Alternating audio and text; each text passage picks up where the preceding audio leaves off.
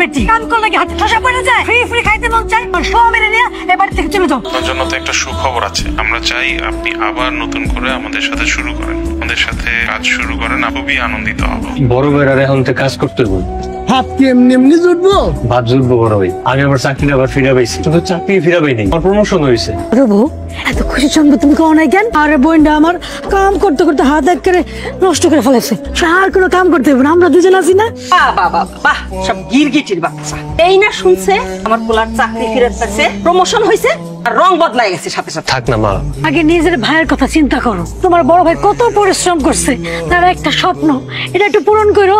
এই বাড়িতে যখন আমি প্রথম দিন বউ সেজে আসছিলাম, আমার খুব ভালো লাগছিল। মুহূর্তেই সবকিছু বদলে গেল। তখন এই মানুষটার চাকরি চলে গেল, আপনাকে চেহারাও বদলে গেল, আপনাকে আচরণ বদলে গেল। আমি এই বাড়িতে এসে যে পরিমাণ কষ্ট করছি, আমি তো কোনোদিনই কষ্ট করি নাই। শুধু একটা মানুষের জন্য এই কষ্টটা করছি। এই অল্প কয়দিনে যদি আমি এই মানুষটার ভালোবাসা ফেলাতে পারি, আপনারা কেন নিজের সন্তান, নিজের ভাই হওয়ার পরে ভালোবাসতে পারেন না? আপনারা কেমনে পারেন? আপনাকে একটু বিবেক কাজ করে না? আর যখন চাকরি ছিল তখন তো সে প্রত্যেকটা মানুষের আবদার পূরণ করছে। যে চাকরি চলে গেল, সবাই খারাপ ব্যবহার শুরু করে দিলেন। যে ভাইয়ের কাছে আবদার করতেই পারেন, তো একটাবার কি জিজ্ঞেস করছেন যে তার বেতন কত?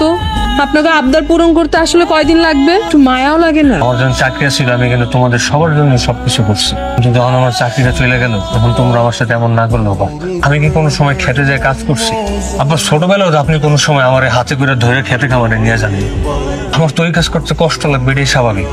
তাও আমি করার চেষ্টা করছি। কেন জানেন? আপনারা যাতে আমাকে দুইজনের কোনো সময় বোঝা মনে না থাকে। আমার তো মাফ করে দাও।